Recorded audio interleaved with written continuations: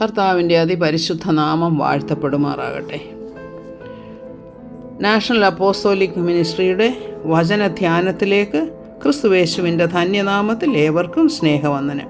ഇന്നത്തെ നമ്മുടെ ധ്യാനത്തിനായിട്ട് എടുത്തിരിക്കുന്ന വേദഭാഗം 19-ാം സങ്കീർത്തനമാണ്.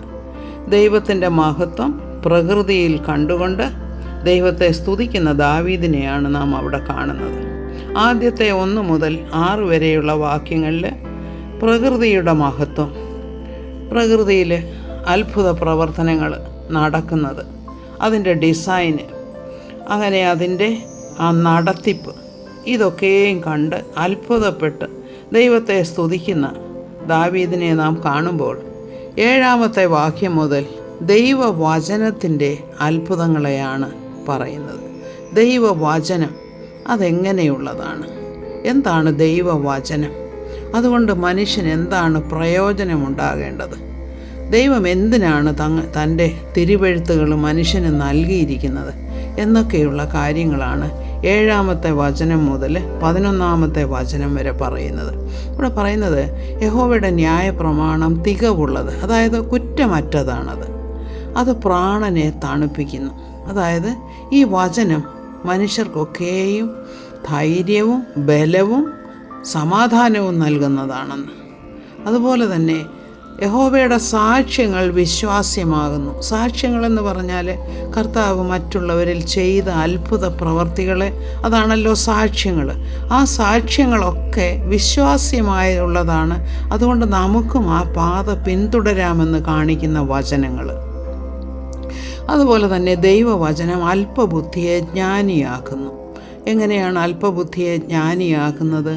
ദൈവത്തെ അന്വേഷിക്കുന്ന ബുദ്ധിമാന്, ഇപ്പം ബുദ്ധിയുള്ളവനാണ് ദൈവത്തെ അന്വേഷിക്കുന്നത്. അതുപോലെ തന്നെ യഹോവ ഭക്തി ജ്ഞാനത്തിൻ്റെ ആരംഭമാകുന്നുവെന്ന് വചനം പറയുന്നു. അപ്പോൾ അത്ര ശ്രേഷ്ഠമാണ് ദൈവത്തിൻ്റെ വചനം. അതുപോലെ തന്നെ ദൈവത്തിൻ്റെ പ്രവർത്തനങ്ങളെക്കുറിച്ച് പറയുന്ന ആ സാക്ഷ്യങ്ങളും വചനങ്ങളുമൊക്കെ ഹൃദയത്തെ സന്തോഷിപ്പിക്കുന്നതാണ്. യഹോവയുടെ കൽപ്പന നിർമ്മലമായതാണ്, അതിലൊട്ടും ഭോഷ്കില്ല, അതെല്ലാം സത്യമാണ്, അത് നമുക്ക് ആശ്വാസം തരുന്നതാണ്. യഹോവ ഭക്തി നിർമ്മലമായത് അത് എന്നേക്കും നിലനിൽക്കുന്നതാണ്. കാരണം യഹോവ ഭക്തന്മാരെ കർത്താവ് ആശ്വസിപ്പിക്കുകയും അവരുടെ സങ്കേതവും ശരണവുമായിരിക്കുകയും ചെയ്യുന്നു. ദൈവം അവരെ പരിപാലിക്കുന്നു എന്നുള്ളതാണ് നാം മനസ്സിലാക്കേണ്ടത്. അതുപോലെ യഹോവയുടെ വിധികൾ സത്യമായിട്ടുള്ളതാണ്, അവ ഒട്ടൊഴിയാതെ നീതിയുള്ളവയുമാണ്. അതുകൊണ്ട് അത് പൊന്നിലും വളരെ തങ്കത്തിലും ആഗ്രഹിക്കത്തക്കവ, തേനിലും തേൻകട്ടയിലും മധുരമുള്ളവ എന്ന് പറയുന്നു. ഇങ്ങനെയൊക്കെ ദൈവവചനത്തെക്കുറിച്ച് ധ്യാനിച്ച് ദൈവത്തെ സ്തുതിച്ചുകൊണ്ടിരിക്കുമ്പോൾ ദാവീദിൻ്റെ ഹൃദയത്തിൽ തന്നോട് തന്നെ തന്നിലേക്ക് തന്നെ നോക്കുവാനുള്ള ഒരു പ്രേരണയുണ്ടാകുകയാണ്. തന്നിലേക്ക് തന്നെ നോക്കുമ്പോൾ എന്താണ് അവിടെ കാണുന്നത്? ചില തെറ്റുകളൊക്കെ കാണുന്നുണ്ട്. അപ്പോൾ ഉടനെ തന്നെ പ്രാർത്ഥിക്കുകയാണ്, തൻ്റെ തെറ്റുകളെ ഗ്രഹിക്കുന്നവനാര് എന്ന് പറഞ്ഞിട്ട്, കർത്താവെ, മറഞ്ഞിരിക്കുന്ന തെറ്റുകളിൽ നിന്നും എന്നെ വിടുവിക്കണമേ.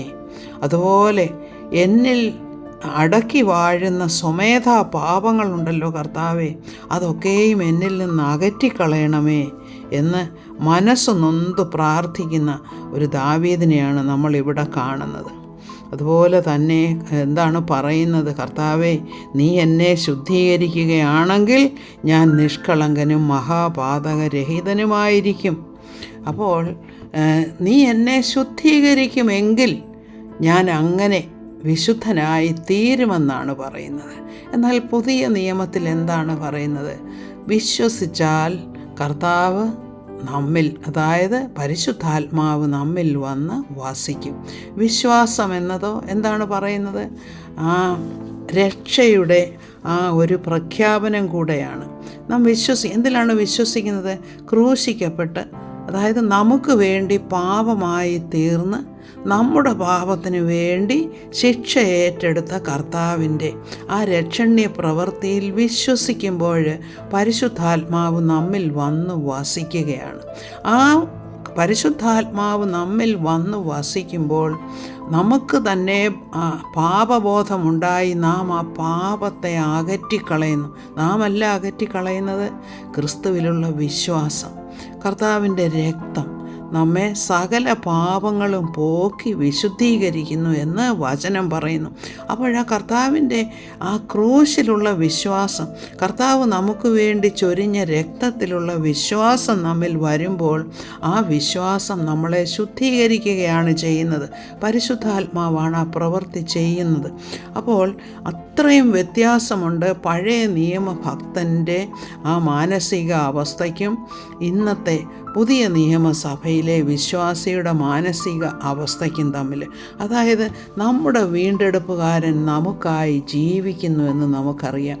അതുപോലെ തന്നെയാണ് പഴയ നിയമത്തിലെ ആ വീണ്ടെടുപ്പുകാരനെ കാത്തിരുന്നുവെങ്കിൽ ഇന്ന് നമുക്ക് വീണ്ടെടുപ്പുകാരൻ നമ്മോട് കൂടെയുണ്ട്.